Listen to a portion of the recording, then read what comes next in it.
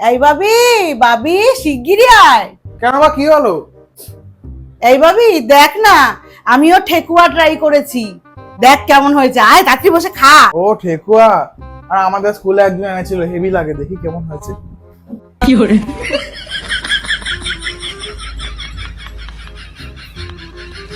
ও কি রে বাবি, কেমন হয়েছে বল? আমার খুব শক্ত, দেখো দাঁতটা পুরো ব্যথা হয়ে গেছে, আর টেস্টটাও আমার পুরো ব্ল্যাঙ্ক। বললে হবে নাকি, আমি তো খেয়ে দেখেছি, আমার তো দাঁত ভাঙেনি, আমার তো ভালোই লেগেছে। সবসময় মার দোষ বার করা না। ছোট থেকে বড় করলাম, ভালো ভালো রান্না করে খাওয়ালাম, কোনোদিন মাকে ভালো বলবি না। তুই আর তোর বাবা ঘরের রান্নাই সবসময় খারাপ, বাইরে থেকে কিনে আনিস ওই পোড়া পোড়া তেলের রান্না তোদের ভালো লাগে। আর তোরা, আমি এত ভালো করে বানালাম, মার দাম নেই, মার জঙ্গলে দাম নেই, মা তো ফ্রিতে বানিয়ে দেয়, দাম থাকবে কি? এই ঠেকুয়া প্যাকেটে করে টাকা দিয়ে কিনে আনবি, তখন তোদের ভালো লাগবে। তোরা সবসময় কি করে মাকে ছোট করবি সেই ধান্দা, জীবনে মাকে ভালো বলবি না, মাকে ভালো বলতে তোদের মুখে আটকায়।